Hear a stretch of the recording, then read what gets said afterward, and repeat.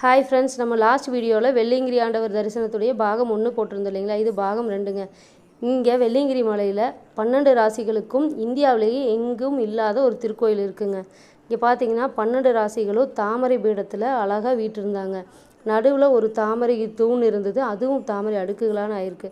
இது பார்க்குறதுக்கு நான் எங்கேயுமே இது வரைக்கும் இந்த மாதிரி பார்த்ததில்ல. சிறப்பான கோயிலாக இருந்ததுங்க. நல்லா தரிசனம் பண்ணிட்டு வந்தோம். நம்ம வெள்ளியங்கிரி ஆண்டவர் கோயிலுக்கு பக்கத்து வீட்டுக்காரருடைய அழைப்பின் பேரில் தாங்க போயிருந்தோம். அவர் 41 வருஷமாக அன்னதானம் வழங்கிட்டு இருக்காங்க, அவங்க தந்தையர் காலத்திலேருந்து. இது சாதாரண விஷயம் இல்லைங்க. இத்தனை பேர்த்துக்கு அன்னதானம் வழங்கணுன்னா சிவனருள் இருந்தால் மட்டும்தான் முடியும். நாங்கள் தரிசனம் இங்கே பாருங்கள், எவ்வளோ பேர் நிற்கிறாங்கன்னு பாருங்கள். இது அவங்க குடும்பம் அன்னதானம் போட்டு கொஞ்சம் உட்காந்துருக்காங்க. அப்புறம் இன்னும் வந்துகிட்டே இருக்காங்க, உணவுகள் தீர தீர ஆக்கி போட்டுகிட்டே இருக்காங்க. நாங்கள் 2 பேரும் போய் எங்கள் சாமி தரிசனம் முடிச்சுட்டு அன்னதானம் சாப்பிட்லான்னு போகிறோம். கூட்டங்க, இவ்வளோ கூட்டம். ஆனால் அவர் ரொம்ப தன்மையான மனிதர். அவர் பேர் பழனிசாமி, அவங்க துணைவியார் பேர் வேணி. அப்படி ஒரு அமைதியான மனிதர்.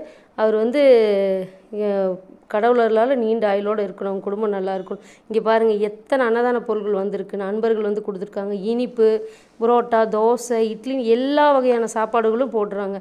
ஒரு குறிப்பிட்ட உணவு இல்லைங்க, எல்லாமே கொடுத்துருக்காரு. அங்கே நிற்கிறாரு பாருங்கள், துண்டு போட்டு கோடு போட்ட பனியன். அவர் ஃபோட்டோவே எடுக்க விடலைங்க. சாமிக்கு செய்கிறதுங்க, அவன் அருளால் செய்கிறது, எனக்கு ஃபோட்டோ எடுக்காதீங்கன்னே சொன்னார். நாம் வலுக்கட்டாயமாக அங்கங்கே போய் அவர் எடுக்க வேண்டியதாக இருந்துச்சு.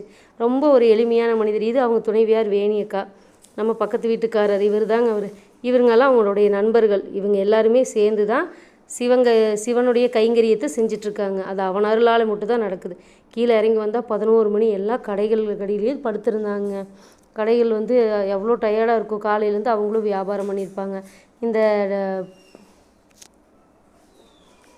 தண்ணி பாட்டில் விற்கிற தம்பி, அக்கா என்னை ஃபோட்டோ எடுத்துக்குங்கக்கா அப்படின்னு அப்படி அவரை எல்லாம் பார்த்துட்டு அரோகரா கோஷத்தை முடிச்சுட்டு சாமியோட என்ட்ரன்ஸில் சாமி கும்பிட்டு திரும்பி வண்டி எடுக்கிறேங்க.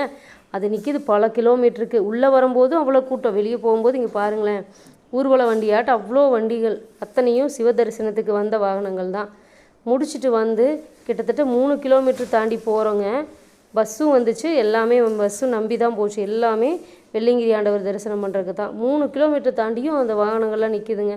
அங்கேருந்து பஸ்ஸை நிறுத்திட்டு நடந்து போயிருக்கிறாங்க. எல்லாமே சிவ தரிசனத்துக்காக. நீங்களும் வெள்ளியங்கிரி ஆண்டவரை போய் தரிசனம் பண்ணி சிவனருள் பெறுக. நன்றி.